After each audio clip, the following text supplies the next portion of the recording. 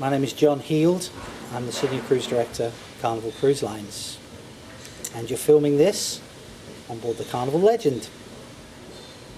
John, how long have you been a cruise director for? I've been a cruise director for 26 years with Carnival. I started when I was 11. There were no laws about how... I really wasn't 11. She's laughing. You can't see it, she believed me. 26 years. And what made you come to sea? What made me come to sea? I was working in the City of London, and I joined at the same time as my best friend Alan, and he was one of those guys who would get up in the morning and put his polyester suit on and get on the train, and he was so happy doing it. And I looked at him and thought, I don't want to be like you, Alan. And I got on the train the next day and decided that was that. So I did some travelling and I joined Carnival 26 years ago, not as a cruise director straight away. I actually worked in the bar department, and I was a terrible bar waiter. The first drink I was asked to serve was sex on the beach, and I thought, oh, I won the lottery, but it was actually a drink. I didn't realise that.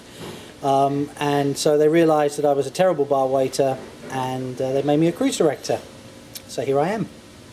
And what do you love most about being a cruise director? What do I love most about being a cruise director? I love doing interviews. I love having questions asked to me from a mobile phone because someone forgot to print out the questions.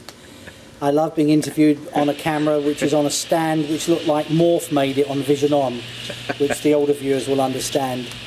To have a captive audience, tonight I'll be doing a show in front of 1,500 people on this ship, and to perform in front of that and even more, 2,000-3,000 people, and having them laugh hopefully is an incredible thing, and I'm very, very lucky indeed to have found something that I never studied to do, I never thought I would be able to do, so I'm very, very fortunate. How many staff are you actually in charge of? On this ship I have 83 staff. They consist of musicians, dancers, technicians, entertainers, entertainment staff, behind the scenes staff, and somebody whose job it is to print out everything, because there's nothing more important than remembering to print things out. So I have a staff member just for that. Hint. How often do I change how often do I change the entertainment and the activities? What I do is I look at the demographics of the people who are sailing, and I try and design an entertainment and activity package around that. So it's very fluid. Depends on the age group, nationalities. And if we have people from Australia, we don't worry about doing anything except drinking. We just put big troughs full of beer down. And I say that because we had a big group of Australians last cruise. They were so much fun. Wow. And this ship that I'm on right now is, by the way, is going to Australia to join a sister ship. We have a fantastic market, and we're going to take this ship and Ossify her, ready for the Australian market. So things change depending on the demographics on board.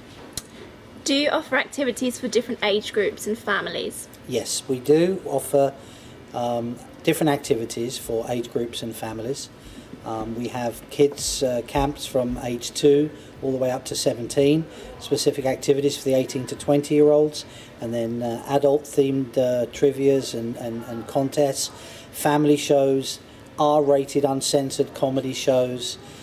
We have pretty much something for every single age group. If you're over 100, there may be a few activities we'd have to come up with for that, but from 2 to 99, we've got you covered. And how do guests find out about the daily activities? How do the guests find out about the daily activities? We have an onboard program. It's called the Fun Times, and it lists everything from meal times, bar opening times, show events, port information, everything you'd want to know for your stay on board. And on many of our ships we also have this online as well. We have computers on board where you can just go up and tap in and see what's going on. That we call that the Fun Hub. So that, along with the announcements from myself, are the ways that people get to know what's going on. And do guests have to pay extra for the entertainment on board? Most of the entertainment is included in the price, all the shows, all the events, all the activities. There are a couple of things that we may charge a little bit extra for. Bingo, for example, would be one of those. But every show, every comedy show, every main Vegas-style show, those are all included in the price. How do you always have a smile on your face and ensure you put on the best show to your guests? How do I always have a smile on my face? Johnny Walker Black is a good way for that. Being interviewed by people who haven't printed any of the questions out. This is going to keep me going for ages. If I'm, in all seriousness, this is not a job where you can have a bad day at work.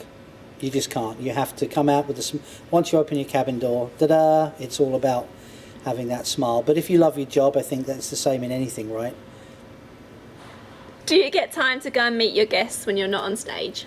Yes, I think it's very important for a cruise director to meet the guests as much as possible, to be out walking and talking and greeting them. And, that was much easier when I first started because the ships were very small. But now you have some ships with 4,000 guests on board, so it's not always easy to meet everybody. But yeah, I think it's important that you make the effort to try and do it. And what do you do during your time off? I really don't do too much except for read. I read a lot. I have a blog which I update every other day, and Facebook now with 39,000 people who are at me all day. So time is very limited, but mostly I like to just relax. Thursdays I'll dress in women's clothing and run around the cabin, calling myself Lucinda. But that aside, just relax when I can. So obviously you're very well travelled. Where is your favourite destination? Where is my favourite destination? I have two. Sailing into Venice is an extraordinary, incomparable experience. And in the Caribbean, I love Jamaica. I absolutely love it. It's my favourite Caribbean island. It's unspoiled, it's not commercialised, it's not full of McDonald's, it's just full of people who are just fantastic and fun. The water is the bluest in the Caribbean, the beaches are the best. So that, along with Venice as a cruising experience, are two of my favourites. One interesting fact, our new show, Epic Rock, which we just put on the Carnival Sunshine, we produced this show, $1.6 million to produce. It features a new way of scenery with 4 huge screens, which are video projections, which we have spent a fortune on, which it's absolutely stunning. And I think our entertainment on all of our ships is the best at sea. Let me say that again. The entertainment on our ships is the best at sea. You come here, and if you agree with me, I personally will do a pole dance for you. You want that? Thank you very much, John. No, you haven't seen me do a pole dance yet, so don't say thank you.